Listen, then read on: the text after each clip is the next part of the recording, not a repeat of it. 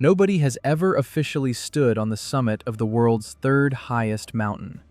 Kanchenjunga has been climbed more than 300 times. Yet every expedition that has reached the top has deliberately stopped a few meters short of the highest point. By tradition, the physical peak of Kangchenjunga remains untouched. That fact separates this mountain from every other 8,000er on Earth. The reason lies in the mountain's relationship with the people who live below it. Kanchenjunga rises on the border of Nepal and the Indian state of Sikkim, forming one of the largest mountain massifs in the Himalayas. Today, however, every expedition begins from the Nepal side, because the Sikkim side has been closed to climbing entirely. Reaching base camp from Nepal is an expedition in itself. The Nepal approach begins at a small airstrip in Sukatar, Taplejung district, far eastern Nepal, reached by a short domestic flight from Kathmandu that operates only in clear weather. The airstrip sits at 2,400 meters. Flights are frequently canceled or delayed by weather moving in from the south, and expeditions sometimes wait several days in Kathmandu before conditions allow departure. From Sukatar, the trek to Yalong Base Camp takes between 16 and 18 days on foot, through terrain that changes significantly with altitude. The lower sections pass through dense rhododendron and bamboo forest.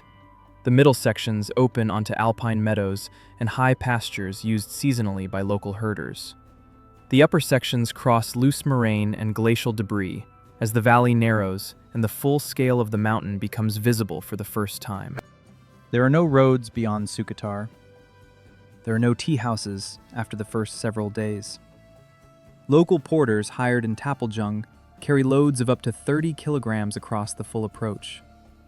Without this support, no expedition could move the volume of equipment required across the distance between Sukatar and base camp. By the time base camp is reached at 4,840 meters on the Yalung Glacier, the expedition has already spent over 2 weeks in the field, and the climb has not yet begun. From base camp, the standard route, the southeast ridge on the Yalung face, rises through 4 high camps to the point where all official expeditions stop, a few meters below the summit at 8,586 meters. The total vertical gain from base camp to the highest point reached by any climber is more than 3,700 meters. The approach to the ridge begins by crossing the Yalung Glacier. The glacier covers approximately 40 square kilometers and shifts position seasonally as the ice moves downhill under its own weight. There is no fixed path across it. Each expedition must find its own line through the ice, and that line changes from year to year as the glacier moves and crevasses open or close in different locations. The crevasses are not always visible from the surface. Teams rope together, probe the snow ahead, and move carefully across ground that may conceal a drop of 30 meters or more. Climate records show the glacier has been retreating in recent decades, which alters the crossing each season and makes route finding increasingly unpredictable. Above the glacier, the route steepens immediately as it gains the lower sections of the Yalung face, and the character of the terrain shifts from glacier travel to technical mountaineering. Camp 1 sits at approximately 5,700 meters on the lower face. Above it, the route passes through the first major section of objective danger, a band of seracs that cuts across the face and cannot be bypassed. Seracs are towers and walls of glacial ice that form where the glacier flows over a cliff in the bedrock beneath. They are structurally unstable by nature. They collapse without warning, at any hour, in any weather condition, and without a pattern that allows reliable prediction. The serac band on the Yalung face must be crossed by every climber on the standard route. There is no way around it and no safe time of day to cross it. Teams move through during the early morning hours, when low temperatures slow the rate at which ice melts and moves. The crossing takes between 1 and 2 hours, depending on conditions and the current state of the ice above.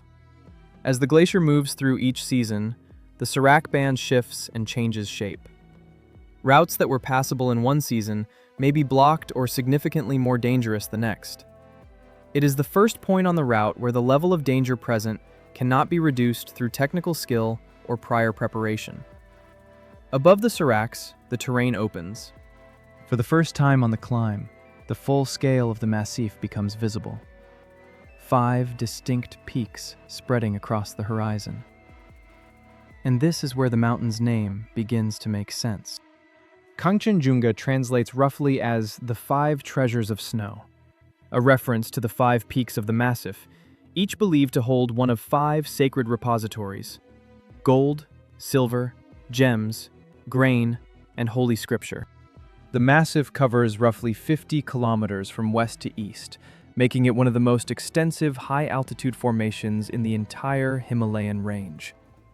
When the first ascent was made in 1955 by a British expedition led by Charles Evans, the team reached the final meters and stopped.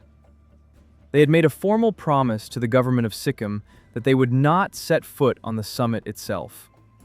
George Band and Norman Hardy reached the highest point any climber has ever stood on this mountain, just below the true peak, and turned back. Every expedition since has honored the same commitment.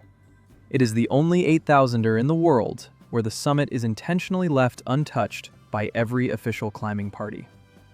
The tradition has held for 70 years, across more than 300 ascents, without a single official exception. But that stopping point is still far above. The route continues upward. Above the seracs, the route reaches the Great Shelf, a broad, relatively flat snowfield at approximately 7,200 meters that extends across the upper section of the Yalung face. The gradient here is noticeably gentler than the terrain below, and from a distance, the shelf appears to offer straightforward passage. It does not.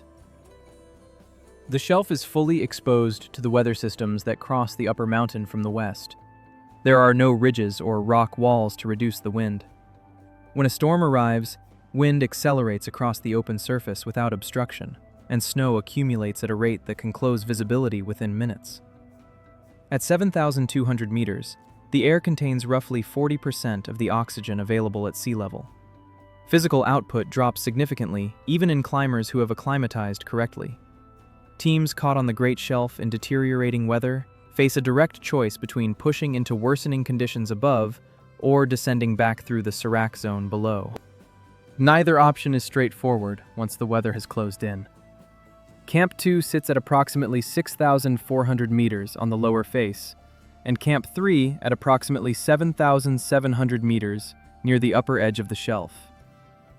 Weather judgment on the Great Shelf determines the outcome of most expeditions that reach this point.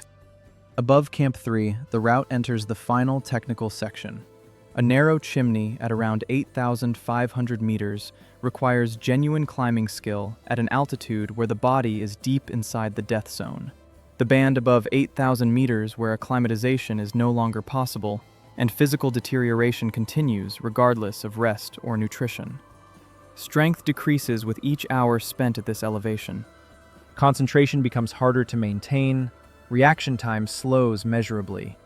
The chimney demands exactly the kind of precise, controlled technical movement that extreme altitude makes most difficult to sustain. Climbers who move through it efficiently reach the terrain above. Those who struggle here face the full consequences of doing so at over 8,500 meters.